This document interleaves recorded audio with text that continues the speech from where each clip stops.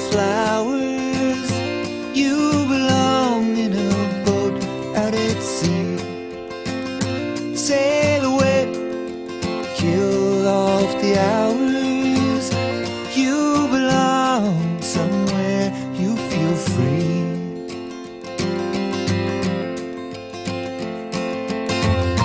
Run away, find you a lover. Go away, somewhere all bright and new. I have seen no other who compares with you. You belong among the wildflowers. You belong in a boat out at sea. You belong with your love on your arm. You belong somewhere you feel free.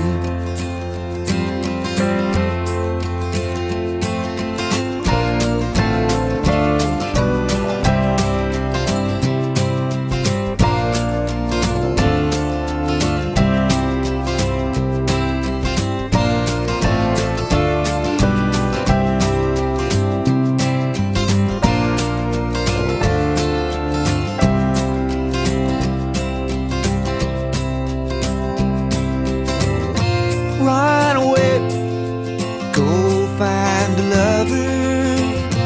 Run away, let your heart be your guide.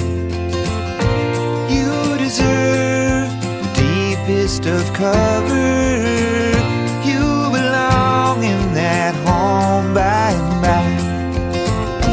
You belong among the wildflowers. You belong somewhere close to me, far away from your trouble and worry. You belong somewhere you feel free. You belong somewhere you feel free.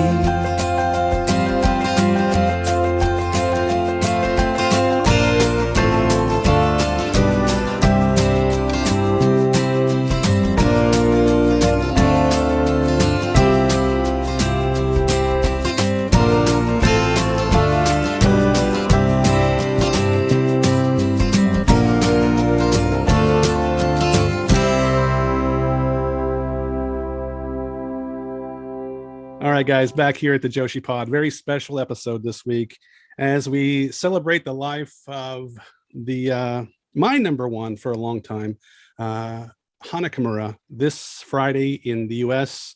Check your local listings on FITE TV. There's a memorial show put on by Kyoko, her mother. And on the show this week, we have the artist formerly known as Cheeseburger, world famous CB. Welcome to the Joshi Pod, bud. Hello, thank you for having me. So we're here to talk about Hana and your commentary. You're going to be doing commentary on the show with Ian Riccaboni, two Ring of Honor people, and Hana had an appearance in Ring of Honor, a couple. And let's talk about how you met Hana. When's the first time you met Hana Kimura? The first time we met, it was my second tour of Japan. So that would have been about 2017, I want to say. Anytime I've gone over to Japan, especially when I do the Tokyo Dome shows, it's usually a very short trip, about 5 days, where it's like we get in there, we have like a day off afterwards, then there's the Dome show, Korakuen the next day, and then we go home the 5th day. So I got in about the 2nd, and the 3rd is always the day we have off, and that's usually the day that Stardom runs a show in Shinkiba. Shinkiba First Ring. So that tour, actually, Sumi was in Japan and she was wrestling at Stardom that day. She had talked to Mr. Ogawa about working with Ring of Honor and everything, and I was on tour with Delirious for New Japan. So we wanted to go, one, to see like Sumi's match, but also so Delirious could meet with Mr. Ogawa, and that was kind of the first start of the New Japan or the Ring of Honor Stardom relationship. So we went to First Ring, and I believe Sumi, I forgot what match she was in. I think Kyoko was in the match though, but Hana was supposed to be in the match, but she had broke her wrist at some show like the week before or something like that. So she had to step out, and I believe Sumi either filled in or someone else filled in. It's like a 6-man tag. But Sumi, I had met Kyoko a few like maybe like 2 years before that, because me and Kyoko actually wrestled in New York for I don't know if you're familiar with this, but Marvelous did like a couple of USA shows before they launched in Japan. Mm-hmm. And I got booked for that show, and Chigusa booked. It was like me and Takumi Iroha versus Kyoko and Brian Fury, and that was like a really fun, enjoyable match. And I met Kyoko through that, and that was just like how I knew her. So when I went to was she as terrifying in the ring as you as it looks like? Oh yeah, she was just terrified. There's I don't know if footage of that match was released like publicly anywhere, but someone sent me like a GIF, and there's like a moment in the match where she's like holds me down, she's like spanking me. It's really weird, but she's terrifying. I know Kyoko just when she was in America, like staying with Sumi, and just through that match and everything. And when I went to the show, it was cool to see Kyoko again, and Sumi introduced me to Hana, and that was the first time meeting her. And when the show was happening, I was just kind of like hanging out next to Hana, and we were kind of talking as we were watching the show go down. So tell us your first impression of seeing her. She's strikingly beautiful, first off. We'll get that out of the way. But just as a person, talk about how open she was to talking to you and getting to know you.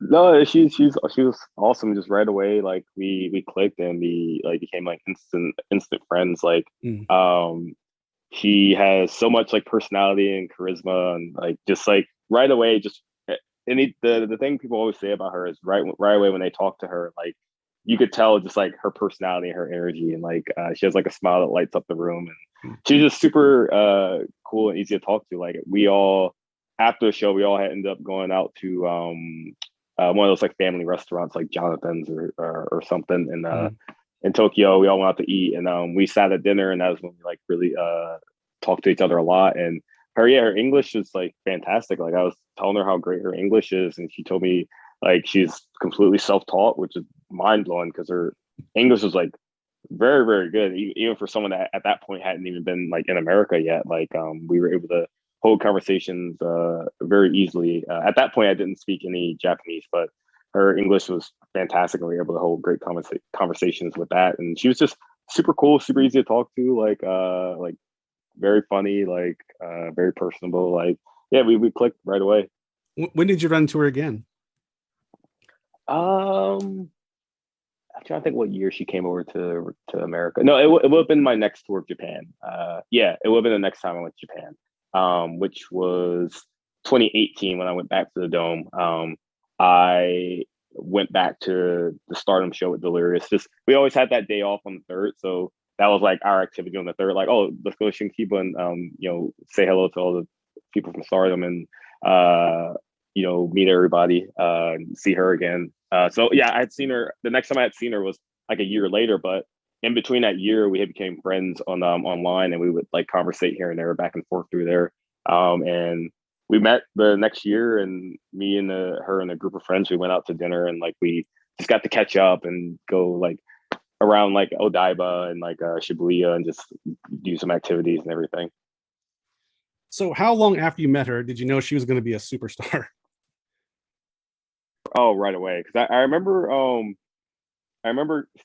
Sumi had like like about like a few months before I met her, she had told me like, oh yeah, Kyoko's like daughter is like debuting. I was like, oh, that's cool. Like I didn't know she had a daughter. And like and then I would like see like clips of her pop up here and there. And then but I remember like when I saw her debut for Stardom, like when she was like a mystery member for one of the Oedo Tai matches, and she debuted, and like when she had that like heel look for like Oedo Tai, like right away I was like, oh yeah, that's like money right there. Like she's got like the look and the natural charisma. Like so if her wrestling gets on par, like she would be great. And it's to see her like how fast she progressed in wrestling is absolutely like insane. Like her just even like a year, I think when I met her, she was probably like a year-ish, maybe a year and a half in, and just like she had so many intangibles that are very difficult and almost impossible to teach. Just like me speaking as a trainer, like that natural like energy and charisma and personality is so few people have that naturally, and so few people actually learn it or like get it. And the fact that she had it right away, and like that was absolutely incredible. Like teaching people how to wrestle is honestly like easy part in some ways. Like teaching people like you can teach anyone how to do like a headlock and stuff like that, but teaching someone to have emotion and like facials and like charisma and just energy, like that's the hard part, and that's what really separates just regular wrestlers from people who are going to be superstars. And she was well on her way to being a superstar, if not already there. That match you talked about where she debuted at Stardom was my first day in Japan. First day I ever went to a show in Japan, and it was that Stardom show. And I fell in love with her that day when she came out and she took the mask off and revealed herself. And from that day on, I was like, oh, Hana's my number one. She's going to be a super duper star. Was that Korakuen? I believe. Yeah, it was Korakuen. Okay. It was the last day of the 5-star in 2016. I think it was. Okay. Yeah. Yep. When Yoko Bito beat Tessa in the finals. That was my first Stardom show, first day in Japan. And it was amazing to see her coming out party that day, and just how skyrocketed from there. Mm-hmm. So you've met her on her turf a couple of times. When did you meet her on your turf here in America?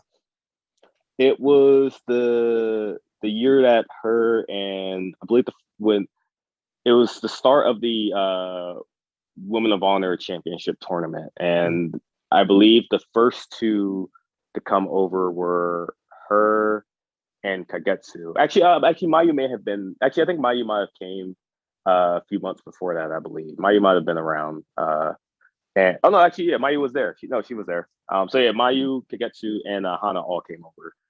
And she was wrestling the first night in Vegas, and she had come like the day before, and me and Sumi went to go pick her up, and it was just nice getting to see her. I believe that was 2018. I want to say, I believe that's when they came over. I want to say 2018. I could be wrong on that.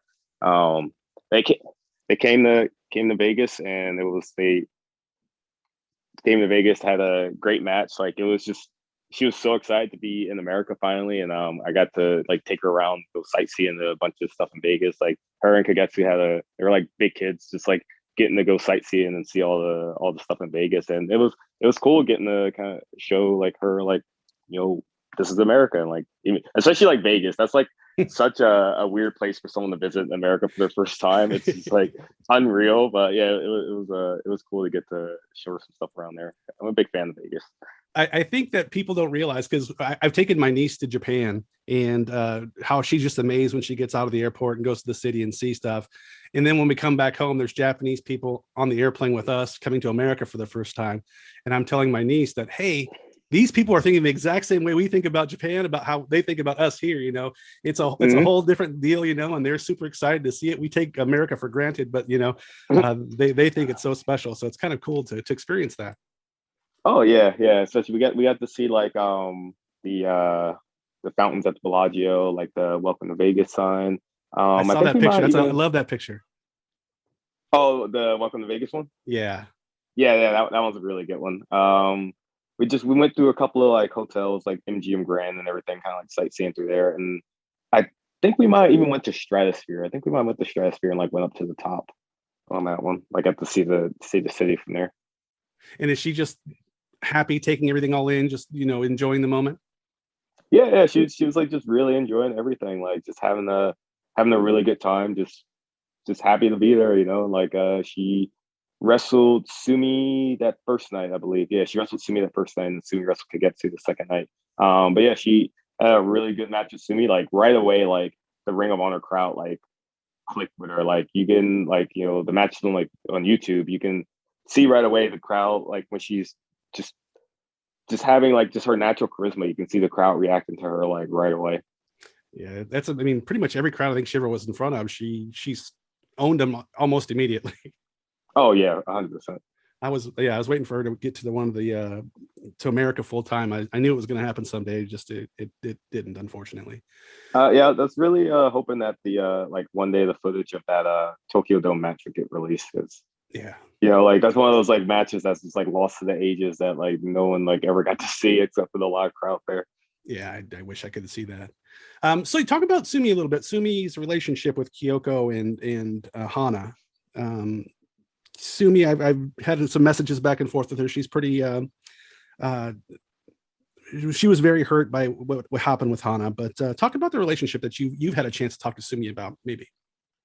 Yeah, Sumi, she's a long time veteran, been around so long. So it seems like it seems to be like Sumi knows like everybody in wrestling, both like in America and Japan. Like it seems like everyone in wrestling she has like a picture with or has a story with or has like met at some point. Like it's insane like the amount of people like she met that know her or she knows. It's like it blows my mind every time.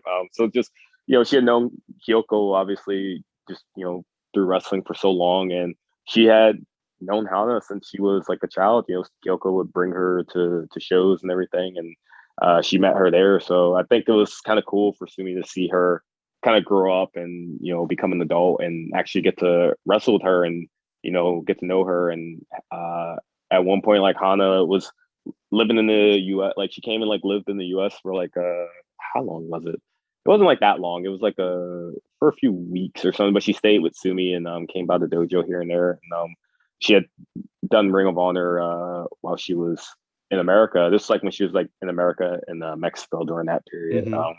So like Sumi always looked out for her, was willing to help her, take care of her, and everything. So like I think it's just cool to see her grow up and like really mature and just become such a big star. Yeah. So you met Hana a few more. I'm sure you stayed in contact with Hana the entire time. When she's back and forth from the U.S. to Japan, to Japan to the U.S.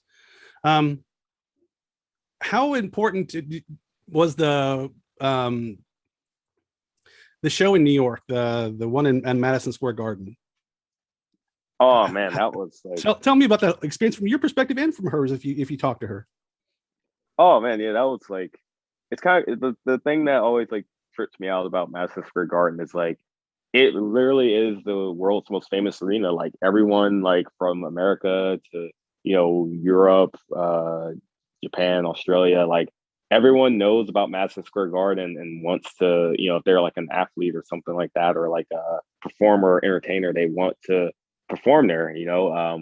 It's just people all over the world just know the name Madison Square Garden, and for us, especially as like Ring of Honor athletes, like that was just something that we never thought would be possible, and it probably seemed like even more of an impossibility for someone that's like a Joshi wrestler in Japan. Just probably like never even crossed their mind that would be even something that was even in the realm of happening. And the fact that it happened, it was just such a cool moment. Like all of us, from the Ring of Honor people to the New Japan people, from the Stardom people, every single person in that arena was excited for that show and just super pumped to get to wrestle there. Like, just no matter what form of culture or life you come from, like everyone was super excited to wrestle Madison Square Garden. And the fact that we were like the first non-WWE like show to be there in however many years was just like it's like one of those things that like shouldn't have happened, and the fact that it did is just like wow. Yeah, it's history making. It's absolutely history making. Mm-hmm. So she's wrestled in the Tokyo Dome and she's wrestled in Madison Square Garden.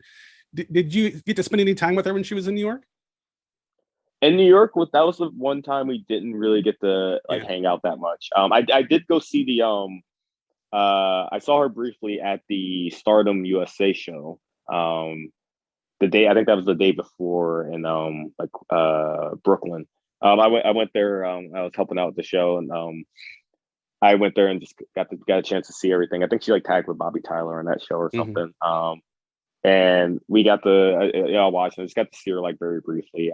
But just at Madison Square Garden, like the nerves were so high and everyone was kind of running around, and also the arena is so big. So like the women were like one side and men were like the other side. Like we didn't really get to see each other. Just like very brief interactions. I had like I have like one like super nice like tailored suit, and I only wear it for like big Ring of Honor shows. So I got to wear that, and like I saw her like She was like wearing my nice suit, and she came up to me and was like, "Oh, you look like very handsome today." So that meant a lot. I'm sure you melted, right? Oh yeah, that meant a lot to me.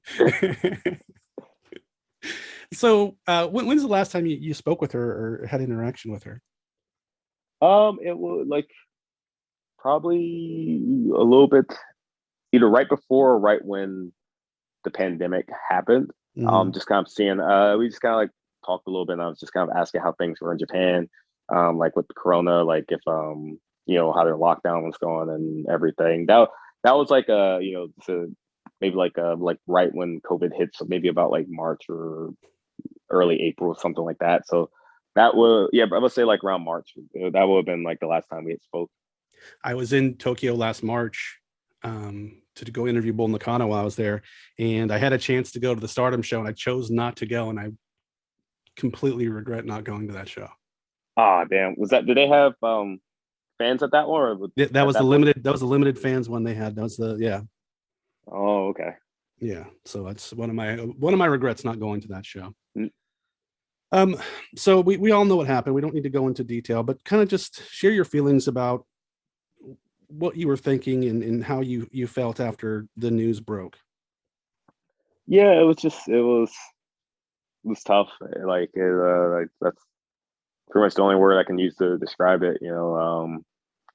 It was just like someone had like ripped my like heart out, and like I was just like I couldn't believe it that something like this could ever happen. Like it wasn't even like didn't even like cross my mind, and just like you know she was such a great friend, such a great person, like just absolutely awesome.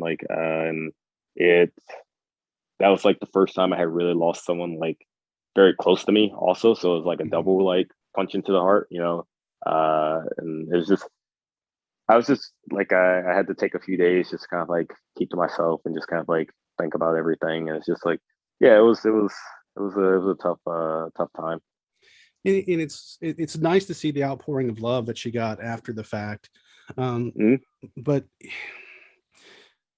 yeah, a lot of celebrity deaths don't impact me very much. I mean, I've never really been impacted by celebrity deaths, but hers, because I think her age and just the circumstances around it, it got to me a bit too. It impacted me, not as much as you, I'm sure, because you're much closer to her, but and it impacted. I mean, the age of Oh social yeah, media, yeah. you just see now online just how people we're completely impacted by this, and just the outpouring of love from wrestlers and fans, and just how happy people were to know her, but also how hurt they were that this happened.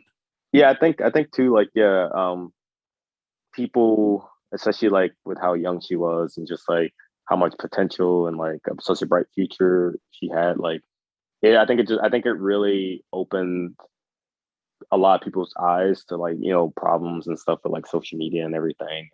And I think it was just like all those circumstances around it. I think they really affected a lot of people like personally, because a lot of people could like you said, like celebrity deaths, or a lot of times people don't know the celebrity, but in this particular situation with like I think a lot of people felt like the same thing could have happened to them, or maybe knew someone that something Mhm. similar happened to, or like felt like this is like a big ongoing issue with like our society right now. So I think it was very personal for a lot of people in that regard, to where it was something very relatable that a lot of people could see going on. Yeah, I only had a couple of brief interactions with her. I got to meet her at the last day of the 5 star in 2019 when she won. I was the Mhm. last person in line to get her autograph, so I've got her picture in my wall, our checky I have together, and I also got a giant tattoo on my right arm of Hana as a tribute to her as well. And Oh, that's awesome. yeah, I'll send you, I'll DM you a picture of it so you can kind Yeah. of see it. It's pretty cool. It's pretty amazing piece of art, I think, on my arm. I don't know if you've seen like kind of like my new gear at all, but I have like one of my newest sets of gear. It actually just aired today, like or whenever this airs. It had aired already on like Ring of Honor, but I have like a like pink flower like on Mm. the hip like for her, and also since like I had switched to like wrestling boots and like my new look. I've been like around my boot, like I'll tie like a pink like camo bandana on it. Ah, that's amazing, amazing. So CB, how did you get involved with the tribute show that's coming up this weekend?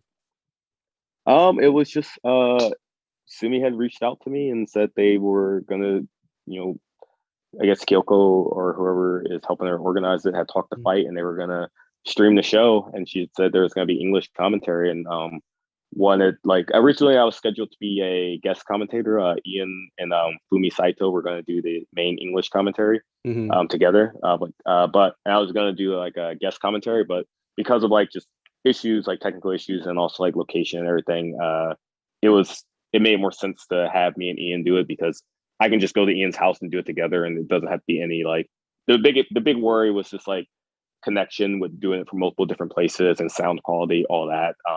But I can go to Ian's house and we can do it together directly side by side, and that's always the best way to do commentary anyway when you're right next to the person. And yeah, Sumi had reached out and asked me if I want to do guest commentary for it, and right away I was like, yeah, absolutely, like this would of course, like there's no way I could like not do that.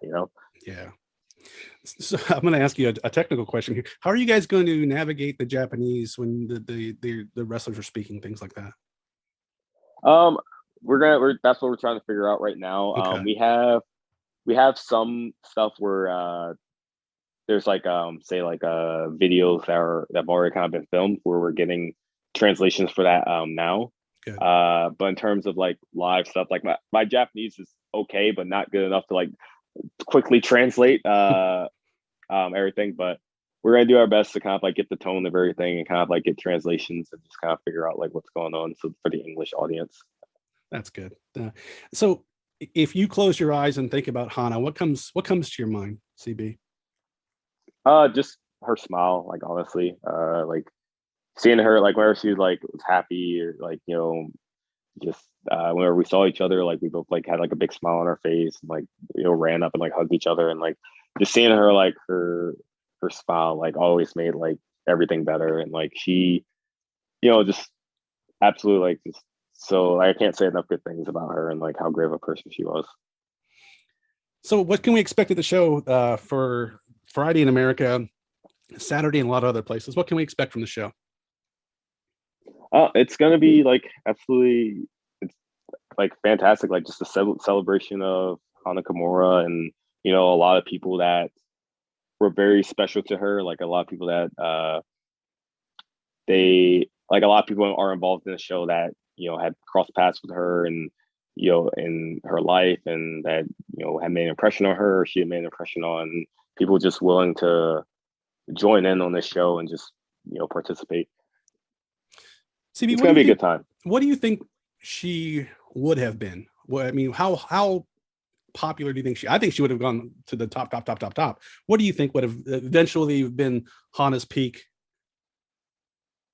Oh, I think absolutely like champion, like top champion stardom, like 100%. Like she was very well on her, she was like still at the time like only 3 or 4 years in the wrestling, and like she, that's like in the grand scheme of wrestling, like that's like nothing at that point, and she was already like she had already progressed and gotten to such a high level so early on that like there's no way she wouldn't have been like the top champion of stardom. And like honestly at some point like down the line, like I could have seen her getting picked up by like say WWE like full time, like like they've been doing with so many Japanese women's wrestlers. Like she had that crossover appeal to where I could see a place like WWE wanting to have her, and like bring in NXT and everything, just with how good her English was and just her natural charisma and like personality and everything. Like I feel like there's no way they wouldn't have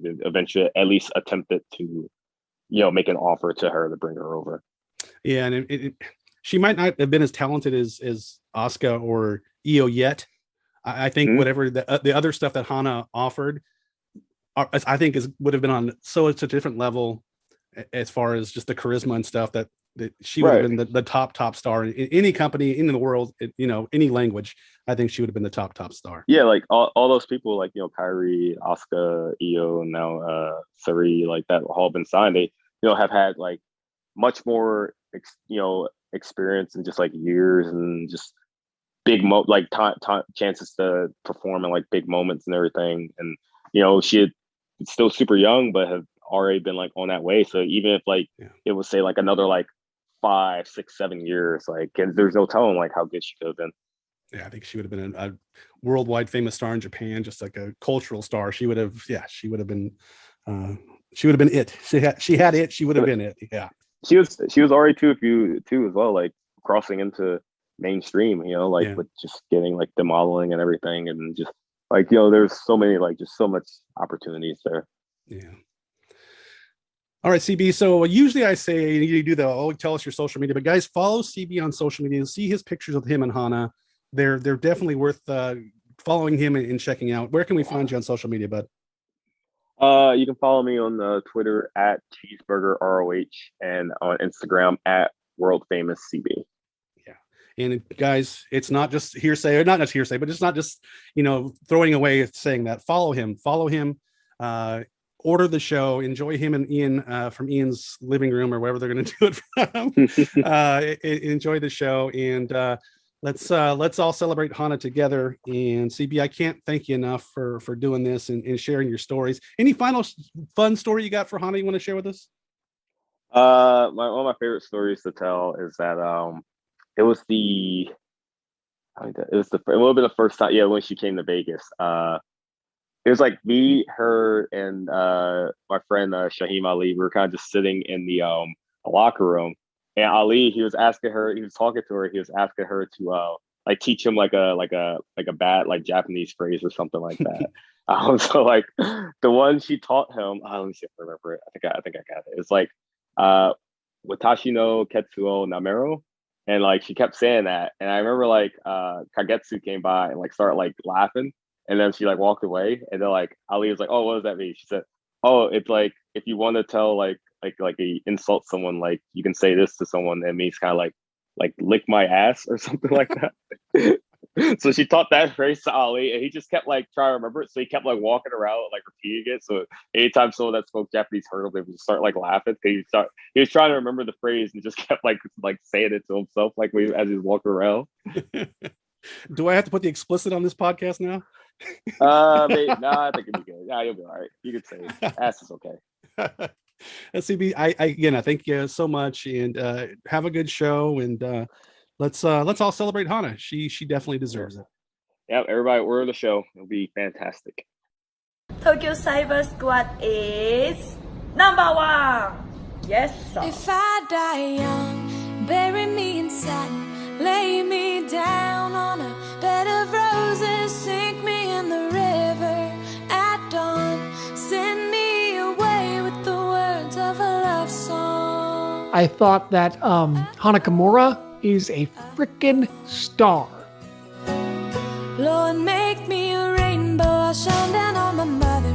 She'll know I'm safe with you when she stands under my colors. Oh, and life ain't always what you think it ought to be. No, ain't even gray, but she's just so fun, and like she brings it every single time, and she loves what she does, and that reflects on how she performs. And so I think people get drawn to that. If I die young, bury me in satin, lay me down on a bed of roses, sink me in the river at dawn, send me away with the words of a love song, and the sharp knife of a short life. Oh, well, I've had just enough time, and I'll be waiting. She's so charismatic in the ring. It's hard to be in there with it and not just like swoon. I've never known the loving of a man, but it sure felt nice when he was holding my hand. There's a boy here in town says you'll love me forever. Who would have thought forever could be severed by the sharp knife of a short life? Oh, well, I've had just enough time. Oh my god, godness.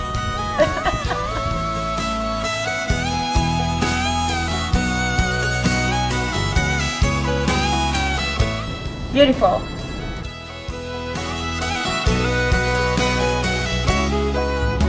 So put on your best boys and I'll wear my pearls. What I never did is done. a penny for my thoughts. Oh no, I'll sell them for $1. They're worth so much more after I'm a goner. And maybe then you'll hear the words I've been singing. Funny when you're dead, how people start listening. Love. Love.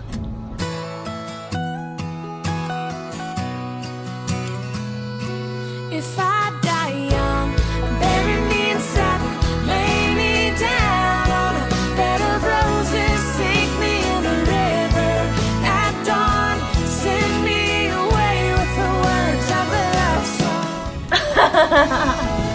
The ballad of the dove. Go with peace and love.